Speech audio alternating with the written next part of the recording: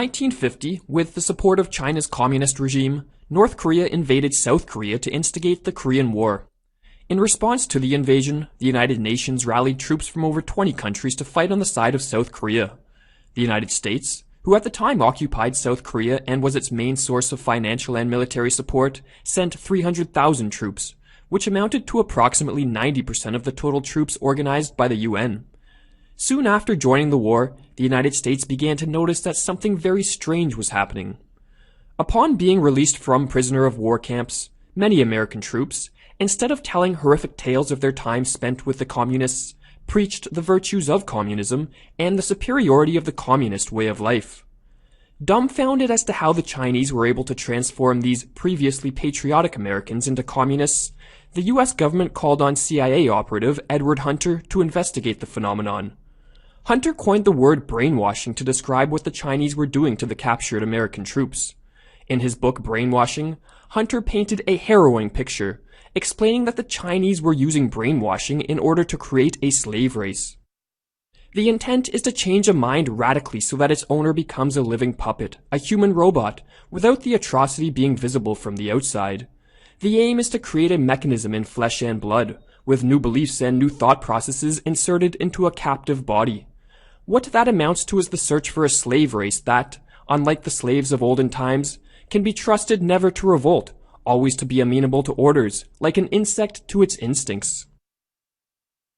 The Oxford English Dictionary defines brainwashing as the systematic and often forcible elimination from a person's mind of more established ideas so that another set of ideas may take their place. According to this definition, brainwashing can be described as the purposeful attempt to change an individual's ideas and beliefs.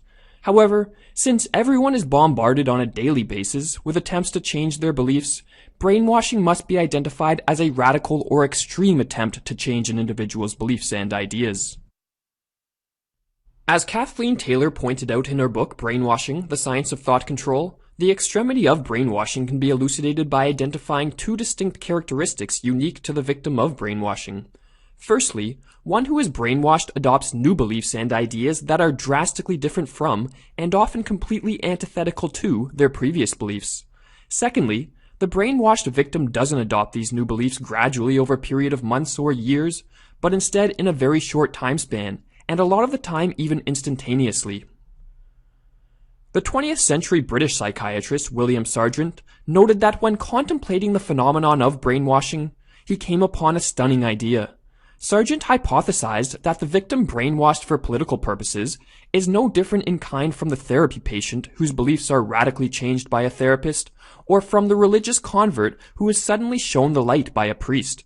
All three individuals undergo a sudden conversion, and thus, Sargent reasoned, all three cases must be capable of being rendered intelligible by the same underlying physiological and psychological processes. Assuming the truth of Sargent's hypothesis, the quest to understand how an individual can be brainwashed for political purposes becomes a much broader and more important quest. It becomes the quest to understand how ordinary individuals can be convinced by therapists, priests, politicians, or whomever else to radically and instantaneously transform not only their deepest beliefs and ingrained attitudes, but their very identity and way of life. In dwelling on this question, Sargent found the work of the 20th century Russian physiologist Ivan Pavlov especially enlightening. Pavlov won the Nobel Prize in 1904 for his research on the physiology of digestion, but later in his life he turned his attention to study the nervous system of animals. Such research in fact directly influenced the brainwashing techniques utilized by the Russians and Chinese in the 20th century. In the experiment which interested Sargent, Pavlov imposed extreme physical and emotional stresses on a number of dogs. Pavlov observed that eventually, when enough stress had been imposed on a dog, it would collapse in a state of hysteria. Unable to handle the overwhelming stress, the dog's brain would become inhibited and would in a sense shut down, rendering the dog temporarily incapacitated. Interestingly, Pavlov noted that if the breakdown was severe enough, any behavior which he had previously conditioned into the dog disappeared. Moreover, if he attempted to condition a new behavior in the dog shortly after the breakdown occurred, he observed that the newly conditioned behavior became deeply embedded in the dog's nervous system and was subsequently very difficult to remove. Upon reading of Pavlov's experiment, Sargent immediately grasped its significance with respect to the question which plagued his mind. The possible relevance of these experiments to sudden religious and political conversion should be obvious even to the most skeptical. Pavlov has shown by repeated and repeatable experiment just how a dog, like a man, can be conditioned to hate what it previously loved, and love what it previously hated. Similarly, one set of behavior patterns in man can be temporarily replaced by another that altogether contradicts it, not by persuasive indoctrination alone, but also by imposing intolerable strains on a normally functioning brain. In inducing a sudden conversion, be it for political or religious purposes, the key is, as Sargent noted, to impose intolerable strains on a normally functioning brain. Such intolerable strains are effectively produced by stimulating intense emotions within an individual, until the brain becomes overloaded and breaks down in a state of hysteria.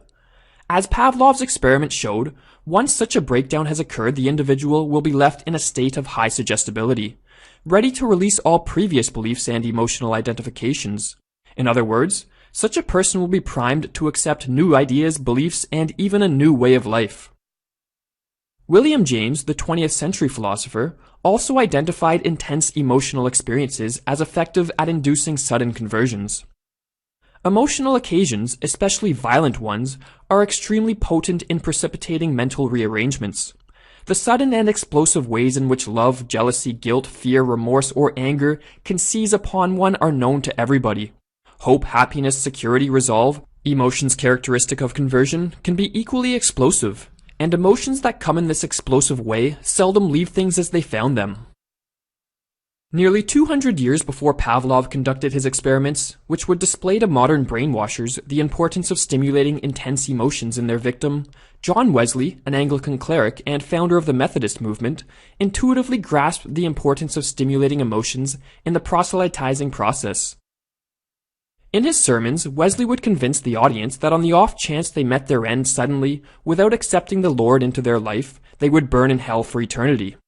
Wesley's personality was so charismatic and his sermons so convincing that he was able to stimulate in his audience an intense feeling of fear and anxiety.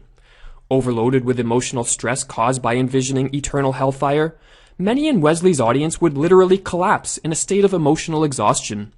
As Wesley wrote in his journal, "While I was speaking, one before me dropped down as dead, and presently a second and a third. 5 others sunk down in half an hour, most of whom were in violent agonies. The pains as of hell came about them, the snares of death overtook them." After breaking down for emotional exhaustion, those in Wesley's audience became highly suggestible.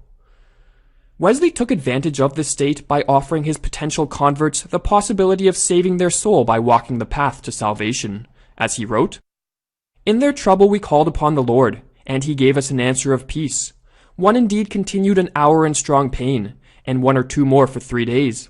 But the rest were greatly comforted in that hour, and went away rejoicing and praising God." Through this technique of emotionally debilitating individuals with fear, and then offering them salvation, Wesley was able to obtain innumerable converts. While the inducement of emotional collapse can be used by political and religious leaders for the purpose of brainwashing individuals or attaining converts, emotional breakdowns also have potential therapeutic value.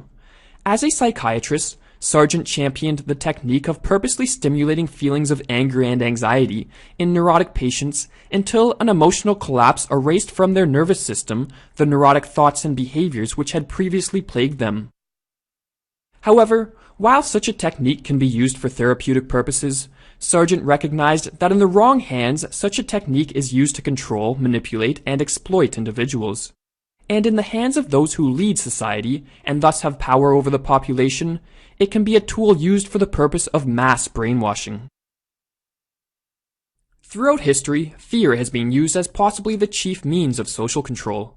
The Nazis readily instigated fear among the masses, continually stating that the Jews would, given the chance, annihilate the entire German population. For example, Hitler once warned the German people that the Jewish capitalist world enemy that confronts us has only one goal: to exterminate Germany and the German people. In the modern day, things have not changed. Modern governments release daily reports of grave threats to national security, or of potential terrorists conjuring up plans to destroy us all. President George W. Bush once instilled fear into the population with the following warning.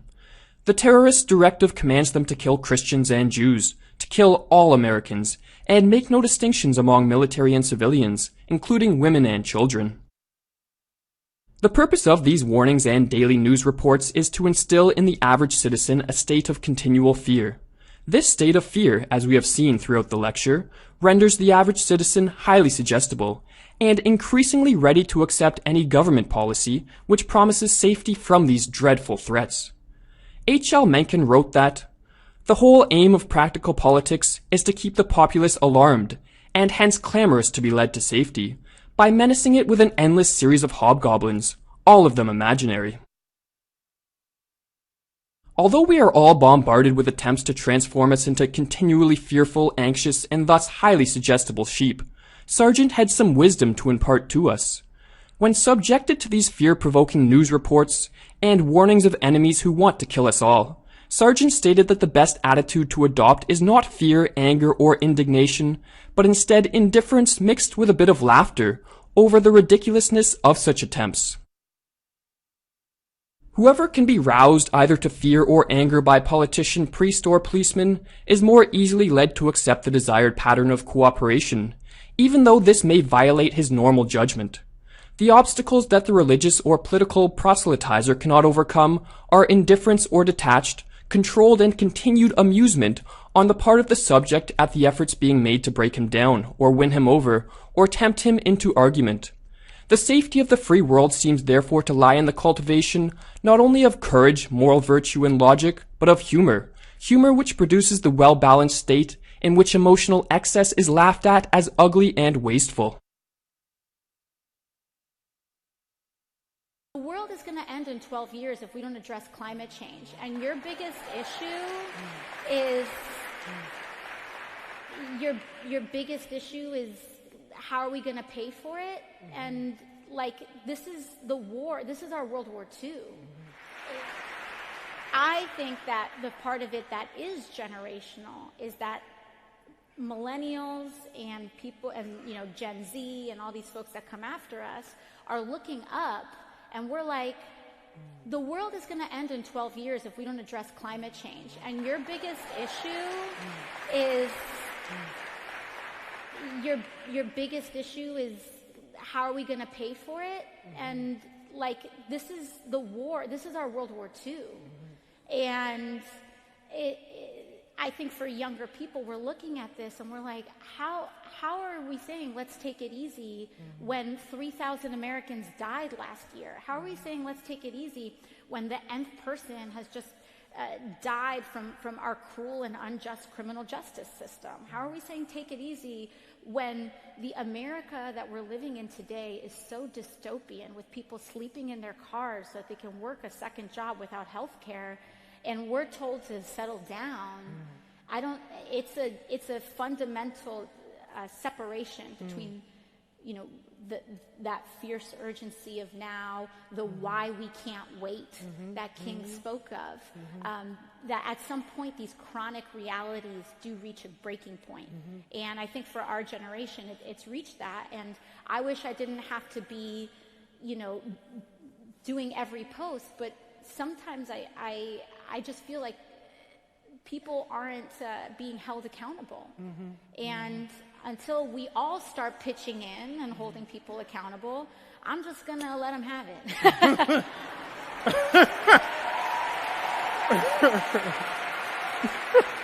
It's going to break down. Is it in 2040? It's just sort of slightly, so they don't actually. It's sort of slightly over the horizon, or it's just on the horizon. So we're aware of 2040, but we're not going to be held to our forecast. Even during the Nazi period, you see this strain of anti-industrialization, and it happens to be the case that the first political party anywhere in the world to have a wind power program was the Nazi Party. And 6 weeks after invading the Soviet Union, Adolf Hitler was telling his dinner companions that wind power is the future. Spend trillions of dollars that we don't have over a couple decades. It would totally destroy the coal and fossil fuel industry. And with Alexandria Ocasio-Cortez, she's constantly wrong but never in doubt. She's walking the halls of Congress trying to get people to sign up for this thing. But again, it's only going to further disenfranchise middle America to the Democrat Party. But she's definitely catering to the elites in Malibu and Manhattan. But she's going to lose Missouri, Indiana, in the middle of the part of the country, talking about eliminating hundreds of thousands of jobs, raising utility costs, and spending trillions of dollars we do not have.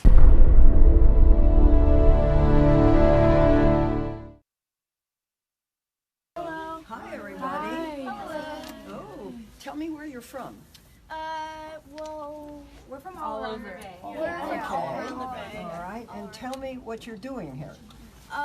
We are trying to ask you to vote yes on the Green New Deal. Okay, I'll tell you what. We have our own Green New Deal piece of legislation. Why don't you call back, see if they can fax one out, make a copy for each person. Well, we're trying Okay. to promote the Green New Deal. Well, there are reasons why I can't, because there's no way to pay for it. Yes, there is. That's We the have big tons of reason. money going to the military. A lot of ours is going to the military. Well, I understand that. The United States government does a lot of things with the money, and they're important things. And you just can't go in and say, okay, we're going to take hundreds of millions from here and hundreds of millions from there. It just doesn't work that way. But of course our But you can saving our have, future. I don't agree with what that resolution says. That's part of it. And we have done our, can you get a copy of the resolution? Senator, we need It's a coming. plan that. And let me just finish. I will give you a copy of what we do support. And you can take a look at it, and if you've got a problem with it, you can let me know. But I think it has a much better chance of passing than what this is, because there is no way to pay for what it gets done, so nothing will happen. So you be the judge, you take a look at it, we're gonna But get we you a have come copy. to a point where our earth is dying, literally, and it is going to be a pricey and ambitious plan that is needed to deal with the magnitude of that issue. And so we're here asking you to vote yes on the resolution for the Green New Deal, because that is the only That plan resolution is will not pass the Senate, and you can take that back to whoever sent you here. Why do you and think tell it them. will pass? Because it doesn't have a single Republican vote, and the Republicans control the United States Senate. So we are a minority on the Democratic side. So the key to good legislation is to tailor something that you write so that it can pass and you can get a step ahead. I've been doing this. I've been in the Senate for over a quarter of a century, and I know what can pass and I know what can't pass. And the key is to get something passed that puts us on the right foot and we're able to deal with the problem that's happening instead of something that won't get passed. But why does that stop you from voting yes? Because even if they vote, you can still vote yes and it won't pass and we can draft a new plan. Well, I may do that. We'll see. Yeah. I don't know. Please vote But yes. it's not a good resolution. Can we? You know, That's what we need right now. Some scientists have said that we have 12 years to turn this around. well, it's not The going to get government's turned supposed- around in the- 10 years. the What we government's can supposed- do Senator, if is this put doesn't get turned ourselves- around in 10 years, you're looking at the faces of the people who are going to be living with these Guess what? consequences. The government And- is supposed to be for the people and by the people and all You know for the what's people. interesting about this group is I've been doing this for 30 years. I know what I'm doing. You come in here and you say it has to be my way or the highway. I don't respond to that. I've gotten elected. I just ran. I was elected by almost 1 million vote plurality. And I know what I'm doing. So, you know, maybe people should listen a little bit. And Listen to what? Hold on. this is what Can we staple the pages I together? hear what you're saying, but we're the people who voted you. You're supposed to listen to us. That's your How old are your you? job. How old I'm are you? 16. I Well, can't you didn't vote for me. Well, I'm she voting for voted. it. It doesn't matter. We're the ones who's Well, going to be words impacted. mean something. It doesn't matter. We're going to be the ones who's are impacted. I understand that. I have 7 grandchildren. I understand it very well. Senator, the cost of And- not taking this action is far higher than the cost of what the Green New Deal will be. And there Here's is what- enormous popularity for this bill around Okay. the whole country. Here's And we're what asking you to we be are brave and proposing. do this for us and for your grandchildren. Get enough for everybody. Here's what I do propose. And here is the resolution that I think has a chance to pass. So we'll give each of you a copy. You can take a look at it. It states the case, I think, very well. And it means something. This resolution, The differences between that and the resolution currently that we're speaking about. Can you speak on it now, please? Just if you could give us your elevator speech on the difference between this and the resolution. well, this is precisely drafted. You can read it and you can draw your own conclusions. And we believe it's workable. It's written by people that have spent their life working on this, that really believe that you can get something done.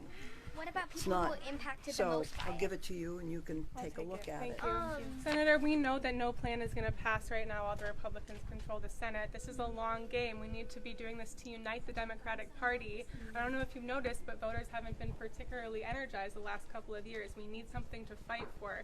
Your constituents are asking you for this, and I really believe, and tens of thousands, millions of people around the country are asking for this online. They're calling you. Your phone lines are blocked up.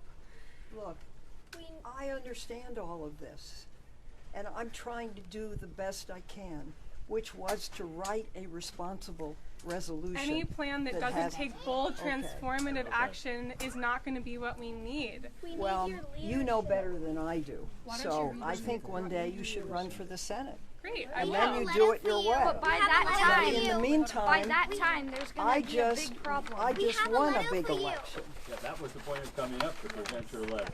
Okay, well, Go I'd ahead like and to see present the it, and letter. the senator has a meeting waiting outside to Lots come of in. people signed it, including our school. And kids Okay, are can we signing get this. This will be the Yeah, we're greatest copying it cost. right now, We're copying. and we'll bring it You down. wait, we will give you a resolution that's thoughtfully worked out, that has a chance of passing, and which does what you want.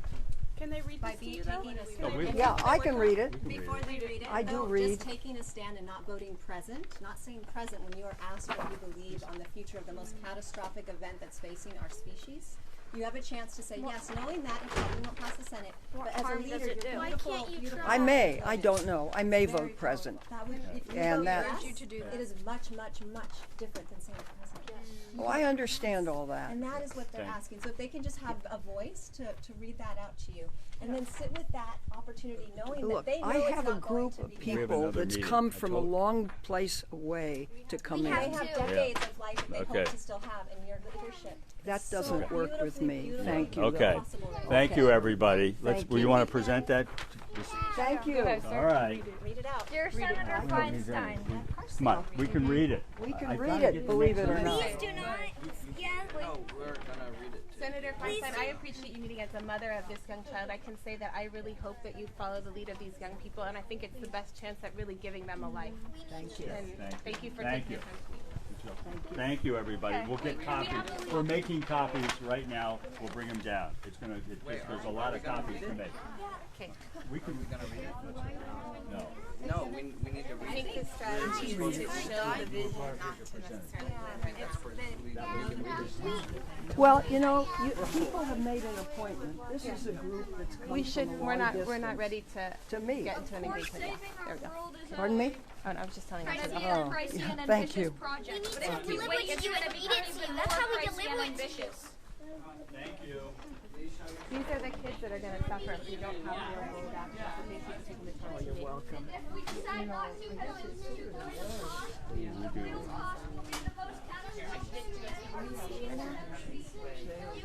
We can at least try. Gets it done in a much better way and has a chance of passing. I think What's there, it has no And there could be chance of multiple passing. things at the same time. Yeah. Either I think the thing is that this particular resolution isn't something that's aimed at passing right now. Obviously, like you're saying, because of the Republican leadership in the Senate, it won't get through. Right. I think what we have done has a chance of passing. But then can we vote yes on both of them? Because I think that the point of voting yes on this is to show the world what we really need to save our lives. I understand that. I think. And even if others don't Okay. support it, it's not Do a you reason have why you copies shouldn't. of it? Sure do. Okay. Thank you very much. Can we see that? Can I have them? Let me give them. Where was the person that? Thank you. This is. Yeah. Can I have one too? Thank you. I think that, I remember when you got elected. I was a child at that time, and I was really excited when I saw you got elected, and I feel like what we wanted... I'd like the adults to have one. What we wanted was for someone to do things different from normal. And I know you've been here working for 30 years, but if I look at what's happened in the last 30 years, it's scary for my child. And I want to see something new happen. And I believe that this is a bill that can have popular support, even if it doesn't right now in the Senate. Just all I'm saying is read this. I will definitely read it. Okay. And I hope there's a way to vote yes, at least on both. Come on. Thank you for taking the Thank time to speak with us. Yes, she does. Thank you. All right.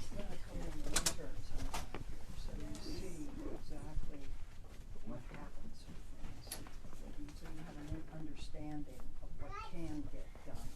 All right. It's been hours in futile pursuit when if you work something in a certain way, it can get done. I believe this can get done. So before you criticize it, read it. That's all. I will. Okay. How can I start an internship here? You want to do an internship here? You got one. I can give you my card. Yeah. She can have an internship. Sure. Okay. Don't even know your name. Isha Clark. Hi, Isha. Thank you. He's the head man, and Isha Clark will do an internship here, Jim. All right. Thank you. Okay. Okay. Thank you, everybody. Please vote yes on the Green New Deal resolution. He was here and they said, has Bob Mueller expressed any concerns to you? And he said, no, and I don't know if there are any concerns. He had had a letter, he had had a phone call. Yeah. The letter clearly says there are concerns. So he had that conversation and you heard him say, and I have to assume that Mueller said it to him, that he was only concerned about how the media played it. So I think here's where we are. The Democrats and you folks in the media are not concerned about the report. I think you're concerned about the results weren't what you expected. And I think we're finding out that everybody was sold a bunch of snake oil, and now the jig's up.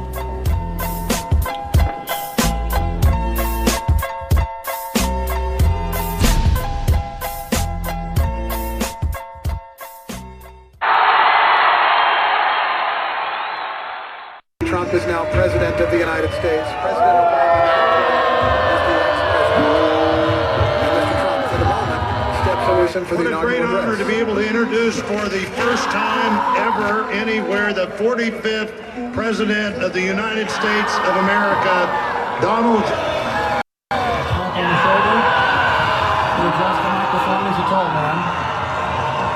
For their gracious aid. I am so sorry to my world. I am so sorry to my world. This is not what we want.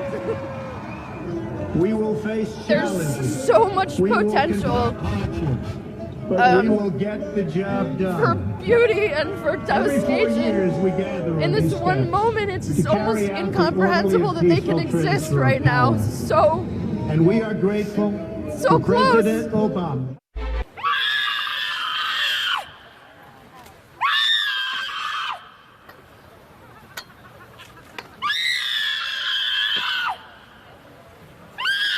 This is what happens when you don't take your meds. This is why I don't believe in the legalization of marijuana. This is exactly why I don't believe in the legalization of marijuana. Right here on the Western Washington campus, she's going nuts with the Trump sign. With the Trump sign. She doesn't like the Trump sign. it okay if you stop? Oh, no. Because it sounds really, I thought something was wrong. So yeah, I'm cool though. But no one else knows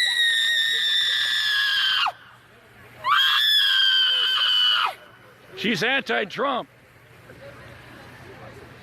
I don't think it's appropriate to have her screeching though. Yeah, that's her decision, not mine.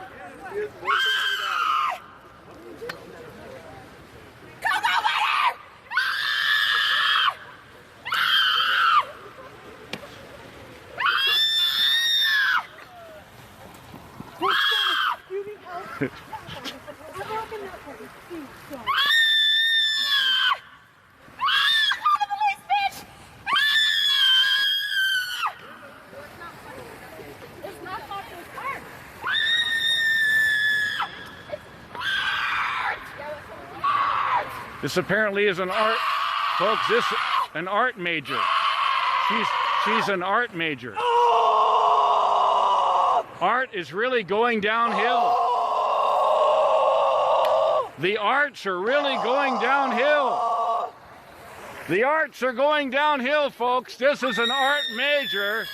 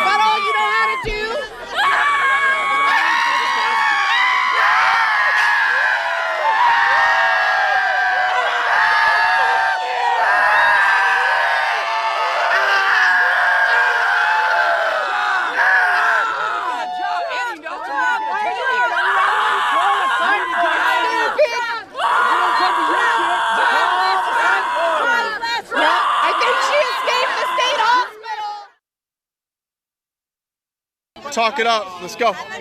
Look at all these guys at their bar.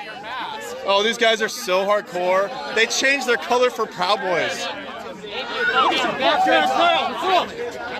Do something. You got no soul in your eyes, man. Blue Moon's good. What's wrong? You don't like Brown Boys? Huh? What's wrong? You don't like Brown Boys? What's the matter? Stay away. Don't fucking touch anyone. Stay away. Stay away. Don't touch me. Don't touch me. Don't touch me. Don't touch me. That's two. Don't touch me. I got 2 more.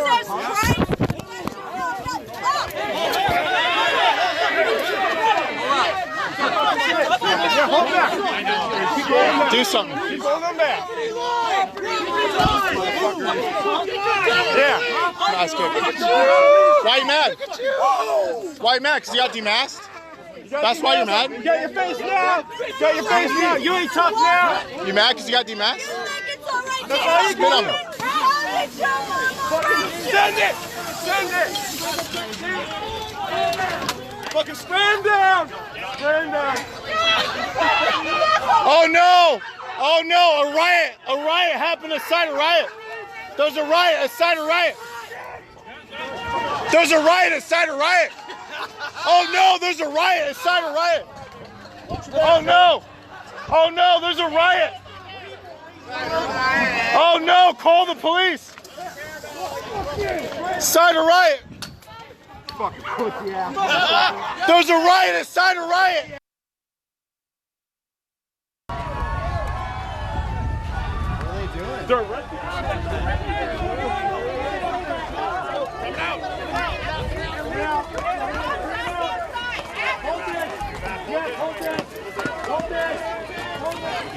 Yeah. I'm with you. I'm with you. All right.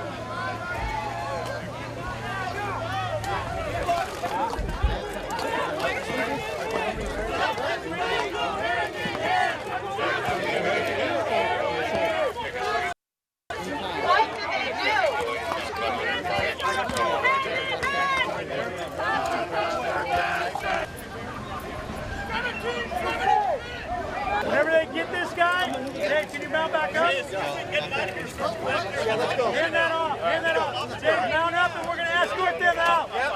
Hang on. Chris, hold up 1 second. Let him remount and we'll escort you guys out. As soon as he gets remounted, we're ready to go. We've got. We have a unit right here. Yeah, it's already got one. Okay.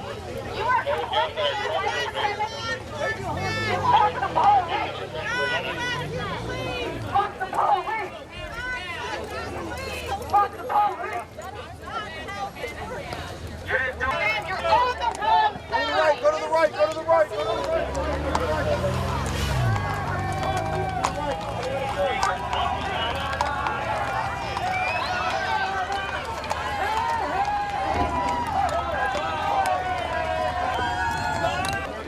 Get out of here, you fucking punk. Check in fabric for Popo.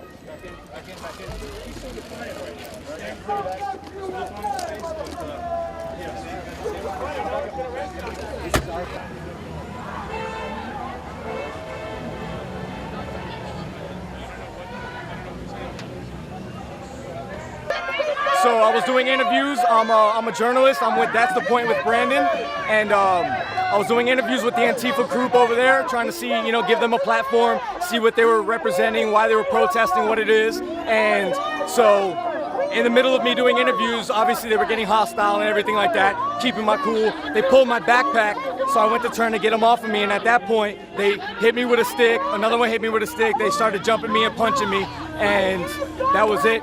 And so I just started fighting back, and we gotta stand our ground. They don't weigh enough, man. Stand up to Antifa. So I think, from what I saw 2 people. I know one of them was the one for sure that hit me, and I don't really know about the other one. Fascism has got to go! Hey, hey! Don't ask me. It's a free country. Fascism has got to go! Hey, hey! Please. Go home! Ma'am, don't touch me. Fascism has got to go! Hey, Ma'am, don't hey! touch me. Go home! Ma'am, don't touch me. Fascism has Ma'am, got don't to go! Hey, hey! Go home! Fascism has got to go! Hey, hey! Go home! Hey, easy. Go home! Let's go. Hey, Fascism has got to go! Hey, hey! Got to go! Hey, hey! Go home! Fascism has got to go! Hey! Let's go, pussy! Yeah, fuck you. Do something. Do something, homie. Hey, hey! Ho, ho! Racism has got to go!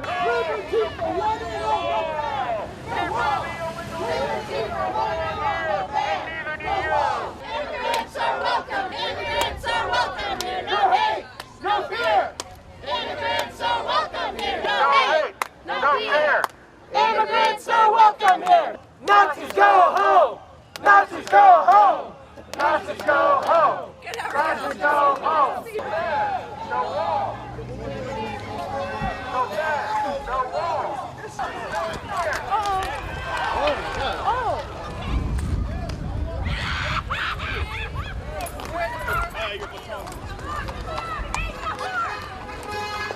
USA!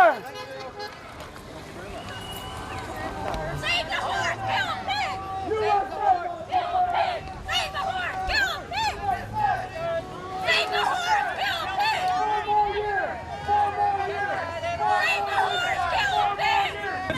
You are murdering your own countrymen. King Stanley is dead because of people like you. You idiot. You stupid idiot. The Beach Police Department has been very kind to Make it call. Support them all. Brother, I need you to know. You need to drop dead. Sir. Drop dead. There's no love in your heart, sir. Drop dead. I'm worried for your soul. Drop dead. You want to pray for something, you pray for this country. You pray for people like Aaron Stanley, people you have murdered. Are you not? That's sad. Let's go home. Let's go home. Crazy Russian.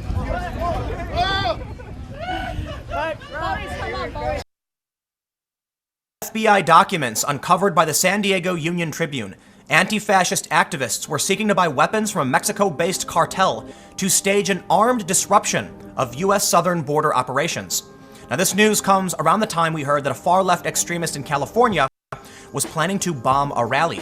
Now, it's hard to determine if this person really is far-left. It's complicated, but based on the story, it would seem that was a part of their motivation. The FBI said their biggest fear in the circumstance was the rapid mobilization from radicalization to violence. Aside from these two incidents, we're seeing the rhetoric escalate dramatically. It was not that long ago that a CBS drama called The Good Fight had a main character break the fourth wall and tell the audience they need to punch people based on their speech to enforce the Overton window. Today, let's take a look at what happened with this FBI document story. We'll take a look at what happened in California and talk about the escalation of rhetoric and potential for violence. But before we get started, make sure you follow me on Minds at minds.com/Timcast. I'm hoping to break 100,000 subscribers with your help, but more importantly, it is possible that I cover a story much too controversial, and then maybe YouTube doesn't like what I'm saying. It's always better to have you follow me somewhere that is substantially less likely to censor me. So again, minds.com/Timcast. And if you want to support this video, just share it on social media to help spread the news. From the San Diego Union Tribune, feds investigating alleged armed disruption attempt at U.S.-Mexico border in December. The story says, when federal law enforcement officials last year began collecting dossiers on mostly American journalists, activists, and lawyers in Tijuana involved with the migrant caravan, one part of their investigation focused on an alleged plot by a drug cartel to sell guns to protesters, according to a Federal Bureau of Investigation report. A December 18, 2018 document from the FBI obtained by the Union Tribune specifies an alleged plan for activists to purchase guns from a Mexico-based cartel associate known as Cobra Commander, or Ivan Reibling. The protesters wanted to stage an armed rebellion at the border, the FBI reported to dozens of federal law enforcement agencies in the U.S. and Mexico. The unclassified report was provided to the Union Tribune on the condition that the person providing it would not be named, and with the request that the entire document not be shared online because of the ongoing nature of the investigation. The document warns of anti-fascist activists that planned to disrupt U.S. law enforcement and military security operations at the U.S.-Mexico border. 2 additional law enforcement officials confirmed the investigation is ongoing, although no one has been charged. Unclassified means information can be released to people without a security clearance. But the document was also labeled law enforcement sensitive, which means it was intended to be seen only by those in law enforcement. This is an information report, not finally evaluated intelligence, the 6-page report states. Receiving agencies are requested not to take action based on this raw reporting without prior coordination with the FBI. However, it would seem that 2 people named in the report are disputing it, saying it's untrue and illogical. Evan Duke said he never met Reibling and that Reibling was not someone he would have associated with. Reibling also said the accusations by the FBI's report are illogical. It doesn't make any sense that someone from the United States would purchase guns in Mexico, and the Hondurans certainly didn't bring money to buy guns. It doesn't make any sense. In fact, it's extremely absurd to say the Hondurans wanted to attack the United States at the border, said Reibling. But I want to make sure I clarify that's not what the report was asserting. It was asserting that anti-fascist activists were trying to disrupt actions and operations at the border, not that the Honduran migrants were trying to do that. But let's continue. A few names included in the FBI report overlap with names included in a secret database of people being monitored by Customs and Border Protection and Homeland Security investigations, originally reported by NBC San Diego and Telemundo 20. However, the database includes many others not in the FBI's report, and it remains unclear why those people, mostly American journalists, activists, and attorneys, were targeted and monitored. The FBI's report is a group of activists in Tijuana supporting the migrant caravan. Quote, were encouraged to bring personally owned weapons to the border, and the group also intended to purchase weapons from a Mexico-based cartel associate known as Cobra Commander, aka the Mexican Rambo, and smuggle the weapons into the United States. Several activists involved in the migrant caravan said the accusation that they would try to purchase weapons in Mexico is especially absurd, given that buying guns in the United States is easy and legal. Reibling said he was never detained or interrogated by the FBI about his involvement with the migrant caravan. He said he took no part in trying to sell guns to anyone, and that he's not a cartel member. "I am not cartel, I don't sell drugs, I don't sell arms," said Reibling. "I'm a revolutionary, a man who believes in his ideals, and I'm going to defend Mexico." The FBI's report says Duke was working with Reibling and others not just to procure weapons, but to help set up camps to train activists to become community defense militias, also known as autodensas. Organizers planned for the camps to be used as staging platforms from which 5-person units would form to train anarchists in fighting, combat, and conducting reconnaissance, and then launch to disrupt U.S. government operations along the border, the report states. It's entirely possible the FBI report is incorrect. Maybe they were acting on tips, maybe the information isn't confirmed, they didn't arrest these people, there are no charges, so we're not even near innocent until proven guilty. They're not even charged with a crime at this point, and they've denied it. Now, the FBI investigation is ongoing, so we don't know how things will play out, but I think it's important to keep everyone calm because no one has been arrested. But we did see this story yesterday as well. Army veteran arrested in terror plot in California designed to inflict mass casualties. The story says the individual had written online posts and said in conversations with an FBI source that he supported violent jihad. According to the Justice Department, Domingo wanted to seek retribution for attacks against Muslims. After the mass shooting at mosques in Christchurch, New Zealand in March, Domingo wrote in a social media post that there must be retribution. The story adds that he had also spoken with the operative about possible targets, including Jewish people, police officers, churches, and a military base, according to the affidavit. Officials said the Army veteran also considered carrying out a drive-by shooting with an AK-47 style assault rifle he owned. According to prosecutors, Domingo had declared his fidelity to Islam on March 2nd. "Our biggest fear is this was a rapid mobilization from radicalization to violence," FBI Special Agent in charge Ryan Young told reporters. "We get asked what keeps us up at night. This is what does." It's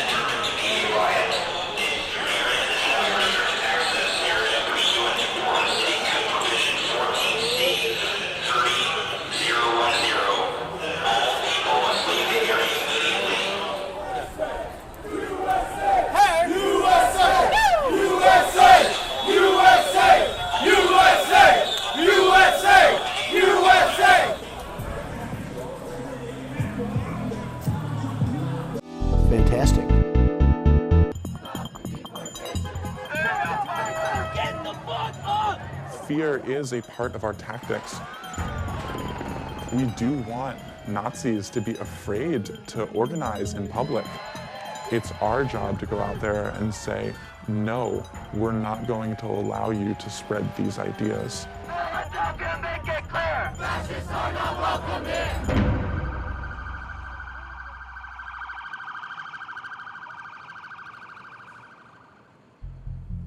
Politically, I'm an anarcho-communist and I'm an anti-fascist, and right now I'm focusing a lot on that anti-fascism. So what I'm doing here is mixing half part water and half part liquid antacid. It makes something called LAW, or liquid antacid and water. You use it in response to pepper spray. We get a lot of accusations that we're doing this for kicks, that we're doing this because we're violent teens who just want to see violence happen. I consider myself to be someone who's very fed up with seeing protests that accomplish nothing. I did a lot of marching and holding signs and yelling in the street and getting permits, and it didn't really feel like I was doing enough. I was aware that, obviously there's plenty of racists in the country, but I didn't realize that they were organized and political and actively out to cause violence. Seeing the state of the world and seeing the news and seeing what's going on, seeing how much danger people were in, made me want to get involved. The term Antifa is short for anti-fascist, and as many people know, anti-fascism dates back to fascism. So we can see anti-fascists battling Mussolini's black shirts in Italy, standing up to Hitler's Nazis. And today, a lot of anti-fascists draw from the European tradition, and really it's at the front lines of physically confronting fascist and white supremacist organizing in the United States today. There is no one organization called the Black Bloc. It's dozens, hundreds, thousands of autonomous organizations all across the country and all across the world.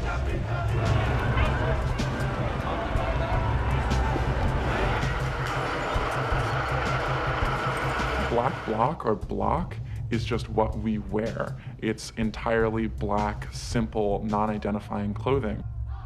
You don't want to get identified by Nazis, or they're going to try and show up to your house, try and contact your employer, beat you up on the street if they get the chance. So it's important they can't find out who you are, but it's also important that if you're doing something illegal, if you're trying to punch a Nazi, then you don't want police to be able to identify you, and you don't want police to be able to tell you apart. Antifa really exploded into the headlines in response to the disruption of the Milo Yiannopoulos event back at UC Berkeley in February, where masked Antifa broke windows and created enough of a disruption for the university to cancel the event. This created a lot of debates around different tactics for opposing the far right and questions around free speech.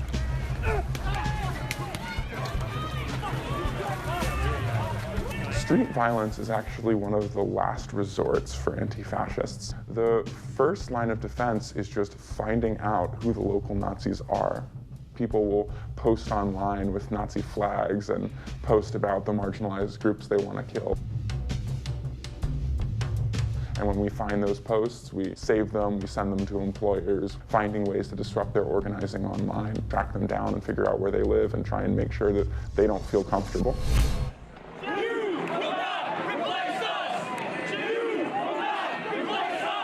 There has been an increase in neo-Nazi organizing since the Trump campaign started, and they've absolutely been more active. The Jeremy Christian killings, the killings in Charlottesville, those are not the acts of individual people. Those are the acts of a political movement.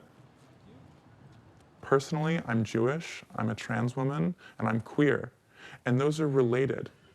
Knowing we have someone in the White House who calls white supremacists a side that has some good people is really frightening. I do feel vulnerable and I do feel scared every day, but that's why I'm in the block. When you are a queer person or a disabled person or a person of color, you don't get to really step back and say, I don't want to be politically active, because your life and your existence is constantly in dispute. To suit up in block and go out there with your comrades provides me a feeling of safety that I wouldn't otherwise have. When we appear in the streets, we're trying to stop these people from having proud marches where they can recruit and say it's safe to be a fascist. And we want to go out and say, no, you can't do this. We're going to fight back. We can make America great again! Antifa knew before the Trump rally in Philadelphia that it was not just a Trump rally. That American vanguard who desecrated a Holocaust memorial with anti-Semitic messages were going to be there with weighted motorcycle gloves trying to beat people up.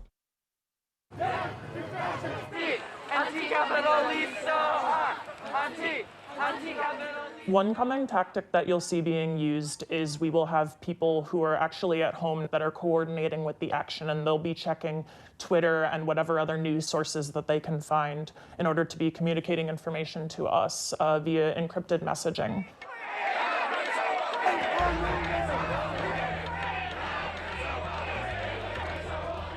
It's important that we don't give the state a monopoly on violence.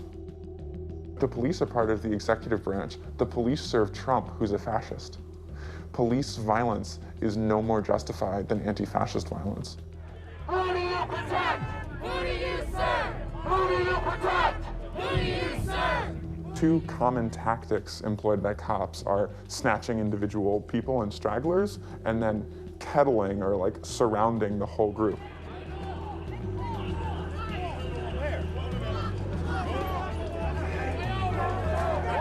Cops will kettle protesters and then arrest them for failing to disperse. Always be looking for side streets, always be looking for exits, always make sure you stay moving.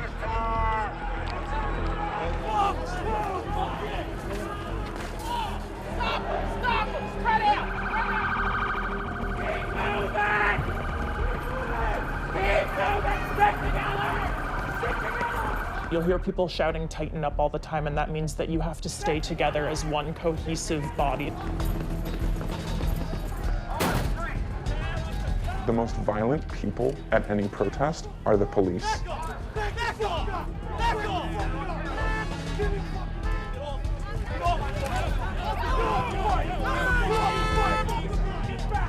The police are the ones there with batons, beating people up, throwing them to the ground, pepper spraying them.